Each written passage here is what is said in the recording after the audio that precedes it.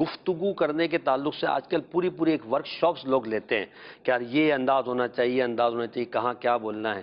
حسن گفتگو کے کچھ اگر آپ آداب جیسے قرآنی آیات کے ذریعے ہمیں پتہ چلے تو کچھ ایسے اصول بھی ہمیں آسانی سے بتا دیے جائے کہ میں اگر گفتگو کروں تو میری گفتگو میں یوں حسن پیدا ہو سکتا ہے. دیکھیے سب سے زیادہ بہترین طریقہ یہ ہے کہ اس کی گفتگو کے انداز کو فالو کیا جائے جیسی گفتگو کائنات میں کوئی اور نہیں. سبحان اللہ. اعلیٰ حضرت کہتے ہیں نا میں نثار تیرے کلام اللہ ملی ہوں تو کس کو زبان نہیں، وہ سخن ہے جس میں سخن نہ ہو، وہ بیاں ہے جس کا بیان. اللہ اللہ. نبی پاک کا تو ایک ایک لفظ موتیوں کی مانند ہوتا، اور آپ علیہ الصلوۃ والسلام کی زبان سے ایسے کہتے ہیں حکمتوں اور دانائی کے چشمے پھوٹتے تھے، وہ دہن جس کی ہر بات وحی خدا، چشمہ علم و حکمت پہ لاکھوں سلام.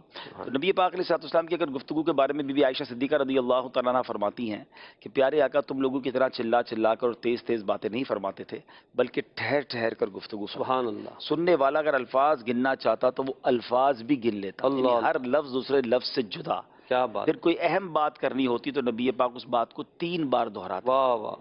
گفتگو کرتے وقت مسکرایا کرتے تھے. یہ وہ آداب ہیں کہ اگر اس کو فالو کر لیا جائے اور سنت رسول صلی اللہ تعالی علیہ وسلم سمجھ کر اپنی گفتگو کو بہتر کریں گے.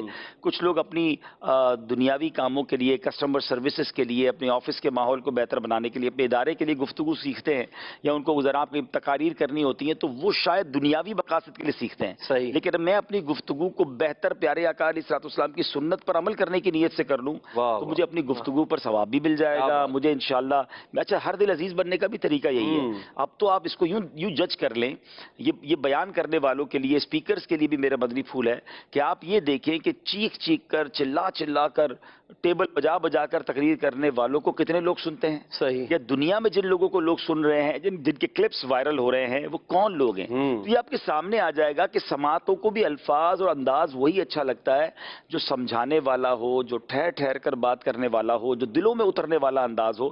تو اسی انداز کو اگر آپ اپنے گھر میں بھی رکھیں، اپنے دوستوں میں بھی رکھیں تو انشاءاللہ لوگ آپ کی بات سنیں گے. ماشاءاللہ.